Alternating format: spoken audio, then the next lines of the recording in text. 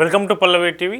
Cold drip అనే ఒక దగ్గుమంది దాగిన పాపానికి దాదాపు 20 మంది అమాయకులు మధ్యప్రదేశ్లోని చింద్వారాలో ఆ ప్రాణాలు కోల్పోయారు. ఆ అమాయక పిల్లలు, చిన్న చిన్న పిల్లలు కిడ్నీలు ఫెయిల్ అయ్యి దారుణంగా చనిపోయిన పరిస్థితి కనిపిస్తూ ఉంది. అయితే ఈ ఇష్యూలో ఎవరైతే కోల్డ్ డ్రిప్ అనే డ్రగ్ను ప్రిస్క్రైబ్ చేసిన డాక్టర్ ఎవరైతే ఉన్నారో ఆ డాక్టర్ను పోలీసులు అరెస్ట్ చేయడం జరిగింది. ఈ నెల అక్టోబర్ 5న అరెస్ట్ చేస్తే రిమాండ్లో ఉన్నటువంటి ఆ డాక్టరు ఈరోజు బెయిల్ పిటిషన్ వేశాడు. బెయిల్ పిటిషన్ నాకు బెయిల్ ఇవ్వండి అంటూ జిల్లా సెషన్ కోర్టును ఆయన ఆశ్రయించడం జరిగింది.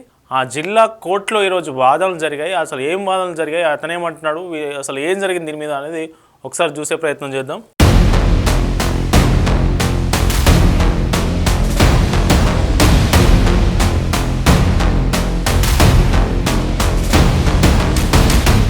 ఎస్, ఇది కోల్డ్ డ్రిప్. ఈ సిరప్ పేరు కోల్డ్ డ్రిప్ అనే సిరప్.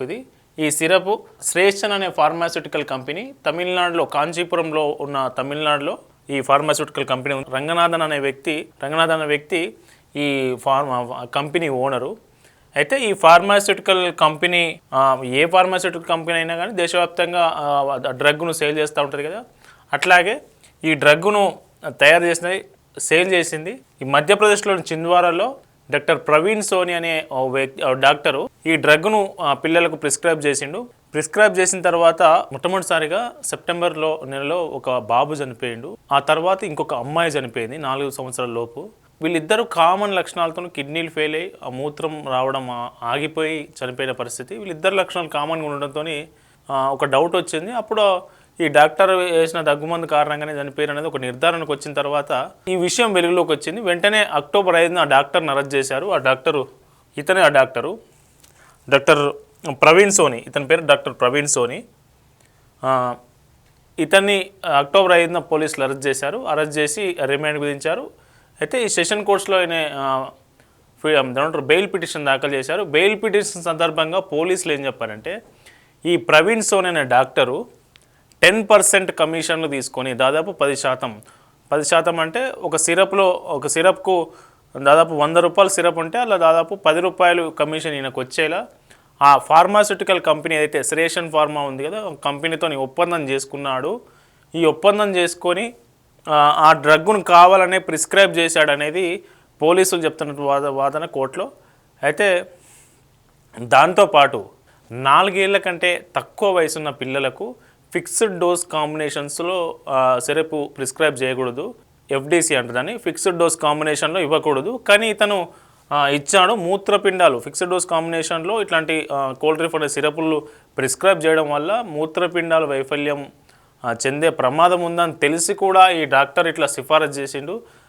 అంతేకాదు దాంతోపాటు ఈ డాక్టర్ బంధువే, ఇప్పుడు మనకు మామూలుగా ఏ హాస్పిటల్ అయినా కానీ హాస్పిటల్కి అనుబంధంగా ఒక మెడికల్ షాప్ ఉంటుంది కదా, ఆ మెడికల్ షాప్ నిర్వహిస్తున్న నిర్వాహకులు ఎవరైతే ఉన్నారో ఇతని బంధువులే, ప్రవీణ్ సోని బంధువులేనని పోలీసులు కోర్టుకు తేల్చి చెప్పారు. మొత్తానికి అయితే పోలీసులు చెప్పిన దాన్ని ఈ ఎవరైతే ప్రవీణ్ సోని తరపు న్యాయవాది ఉంటాడో ఆయన ఖండించండి తీవ్రంగా.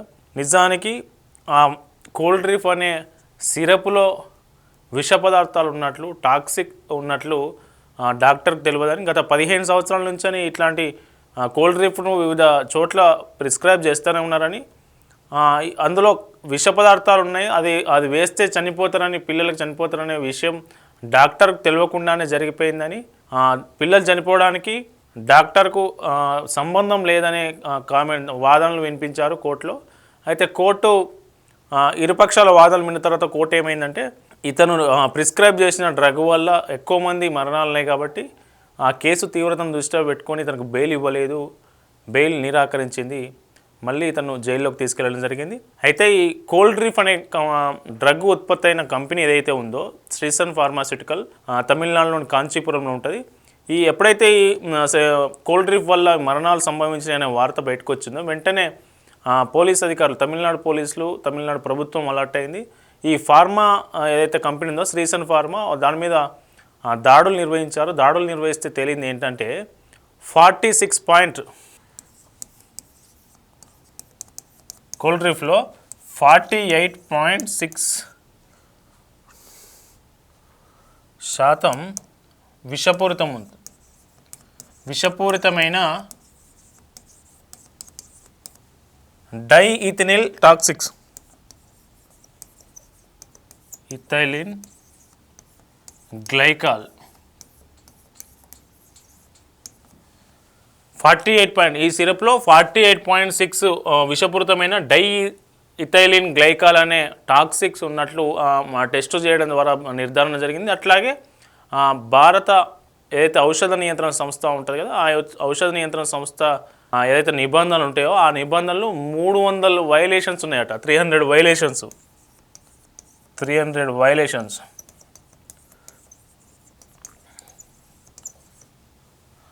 అంటే 300 రూల్స్ అతిక్రమించి కనీస నిబంధనలు పాటించకుండా ఆ డ్రగ్ను ఉత్పత్తి చేస్తూ ఉన్నారు. ఆ డ్రగ్ను అట్లా కనీస నిబంధనలు పాటించకపోవడం, ఆ డ్రగ్ ఉత్పత్తిలో కూడా దాదాపు 48.6 విషపూరితమైన ప్రమాదకరమైన డైఇథైలిన్ గ్లైకాల్ అనే అందులో ఆ మూలకం ఉందనేది చెప్తా ఉన్నారు. దానివల్లనే మూత్రపిండాలు ఫెయిల్, కిడ్నీస్ వ్యవస్థ ఫెయిల్ అయ్యి పిల్లలు చనిపోతున్నారనేది నిర్ధారించడం జరిగేది. దీంతో అదైతే కంపెనీ ఏదైతే ఉందో ఫార్మా కంపెనీ, ఆ కంపెనీని సీల్ చేయడం జరిగింది. శ్రీసన్ ఫార్మాస్యూటికల్ కంపెనీని సీజ్ చేశారు.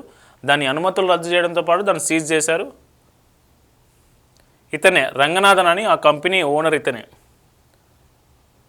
ఇతన్ని అరెస్ట్ చేసి విచారిస్తున్న పరిస్థితి కనిపిస్తోంది. అయితే ఓవరాల్గా మనం చెప్పుకోదగిన విషయం ఏంటంటే, రాష్ట్ర ప్రభుత్వాన్ని డ్రగ్ కంట్రోల్ ఉంటుంది కదా, రాష్ట్ర ప్రభుత్వం కానీ అటు కేంద్ర ప్రభుత్వం కానీ ఫార్మా కంపెనీల మీద సరైన పర్యవేక్షణ లేకపోవడం, అట్లాగే డ్రగ్గు నాణ్యతను పరీక్షించకపోవడం వల్లే ఈ విషపూరితమైన కోల్డ్ డ్రిప్ అనే సిరప్ బయటకు వచ్చింది.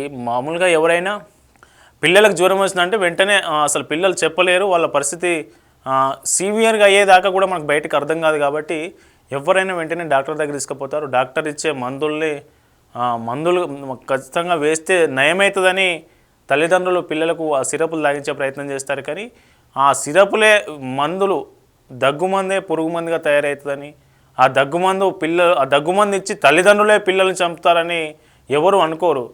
కాబట్టి ఈ ప్రభుత్వాల నిర్లక్ష్యం, అటు రాష్ట్ర ప్రభుత్వం కావచ్చు ఇటు కేంద్ర ప్రభుత్వం కావచ్చు, ప్రభుత్వాల నిర్లక్ష్యం కూడా ఇందులో ఇన్వాల్వ్ అయ్యింది. ఈ 20 మంది ఎవరైతే చిన్నారులు చనిపోయారో ఆ 20 మందికి కారణం తమిళనాడు రాష్ట్ర ప్రభుత్వ అధికారులు లేనని కేంద్రం చెప్తా ఉన్నది. కానీ కేంద్ర వైఫల్యం కూడా ఉంది. మరి ఫార్మా కంపెనీలు ఎన్ని ఉన్నాయి, ఫార్మా కంపెనీలో తరోగా ఇన్స్పెక్షన్ జరుగుతుందా, పర్యవేక్షణ ఉంటుందా, దాని డ్రగ్ నాణ్యతను చెక్ చేస్తున్నారా లేదా అనేది కేంద్రం కూడా దీన్ని తరోగా ఫాలో అప్ చేయాల్సిన అంశము. కానీ ఎవరూ పట్టించుకోలేదు. వాడి లాభాల కోసం ఎవడైతే ఉన్నాడో ఓనరు, వాడి లాభాల కోసం ఇష్టం వచ్చినట్టు ఆ సిరప్ను తయారు చేసిండు, మార్కెట్లోకి వదిలిండు. డాక్టర్లు వాళ్ళ కమిషన్ల కోసం వాళ్ళు ప్రిస్క్రైబ్ చేయడం మొదలుపెట్టారు. మెడికల్ షాప్ వాడి కమిషన్ కోసం వాడు ఇవ్వడం మొదలుపెట్టిండు. అంతిమంగా నష్టపోయింది పేద మధ్యతరగతి చిన్నారులు, మధ్యతరగతి తల్లిదండ్రులు కడుపు కోతకు గురైన పరిస్థితి కనిపిస్తూ ఉంది. మొత్తానికి ఇట్లాంటి మళ్ళీ జరగకుండా చూడాల్సిన బాధ్యత కేంద్ర రాష్ట్ర ప్రభుత్వాల మీద ఉంది. ఎందుకంటే వైద్యానికి సంబంధించి ఒక ట్యాబ్లెట్ వేసుకుంటే జ్వరం తగ్గాలి కానీ మనిషి పోకూడదు అయితే మనం కీటకాలకు వేస్తాం, క్రిమి కీటకాలకు వేస్తాం. క్రిమి సంహారక మందులు అంటారు వాటిని. మనం వేసుకునే మందులు క్రిమి సంహారక మందులు కాకూడదంటే కేంద్ర రాష్ట్ర ప్రభుత్వాలు అలర్ట్గా ఉండాల్సిన పరిస్థితి. కేంద్రం మాత్రం తమిళనాడు రాష్ట్ర ప్రభుత్వ అధికారుల నిర్లక్ష్యం వల్లనే ఇది జరిగిందని ఎంతసేపు ఆరోపణలు చేస్తూ ఉంది. కానీ ఇందులో కేంద్ర ప్రభుత్వ పాత్ర, డ్రగ్ కంట్రోలర్ ఆఫ్ ఇండియా ఉంటుంది కదా, కేంద్ర ఔషధ నియంత్రణ సంస్థది కూడా ఇందులో భాగస్వామ్యం ఉందని చెప్పవచ్చు. అయితే ఇంకొక విషయం ఏంటంటే, ఈ 3 సిరప్లను మనకు భారత ప్రభుత్వం బ్యాన్ చేసింది. ఈ 3 సిరప్లు బ్యాన్ చేసినట్లు ఈ 3 సిరప్లు ఇండియా దాటి బయటి దేశాలకు వెళ్ళలేదని WHO చెప్పడం జరిగింది. ఈ 3 సిరప్లు కనుక చూస్తే కోల్డ్ డ్రిప్ అంటే ఇప్పుడు చావులకు కారణమైన ఈ దగ్గుమంది ఇదే, అట్లాగే రెస్పీ ఫ్రెష్, తర్వాత రీలైఫ్, రెస్పీ ఫ్రెష్, కోల్డ్ డ్రిప్, ఈ 3 సిరప్లను భారత ప్రభుత్వం బ్యాన్ చేసింది. కాబట్టి తల్లిదండ్రుల మీరు కూడా అలర్ట్గా ఉండండి. ఈ బ్యాన్ చేసిన 3 సిరప్లు ఏవైతే ఉన్నాయో ఆ సిరప్లు మీకు ఎవరైనా ప్రిస్క్రైబ్ చేసినా, మెడికల్ షాప్లో ఇచ్చినా కానీ వాటిని వాడకూడదు. ఇవి అత్యంత ప్రమాదకరమైనవి. ఇవి వాడితే పిల్లల కిడ్నీస్ వ్యవస్థ ఫెయిల్యూర్ అయ్యి వాళ్ళు చనిపోయే ప్రమాదం ఉంది. కాబట్టి తల్లిదండ్రులు కూడా అలర్ట్గా ఉండాలి. దాదాపు పిల్లలకు సంబంధించి మామూలుగా రోగనిరోధక శక్తి ఉంటే మామూలు చిన్న జ్వరాలకు వెంటనే ఆ రోగనిరోధక శక్తి వల్ల ఆ జ్వరం పోయే అవకాశం ఉంటుంది. కానీ చిన్నపిల్లలు మరీ కొంచెం హెవీగా ఫీవర్ వచ్చి లేకుంటే హెవీగా ఇట్లాంటి వైరస్ లాంటి ఫ్లూ లాంటి బ్యాక్టీరియా లాంటి ఫంగల్ కానీ అయితే ఇన్ఫెక్షన్స్ ఉంటాయో అవి వచ్చినప్పుడు ఖచ్చితంగా మనం హాస్పిటల్కి వెళ్తూ ఉంటాం. కాబట్టి ఈ సిరప్ల విషయంలో మాత్రం అందరూ అలర్ట్గా ఉండాలి.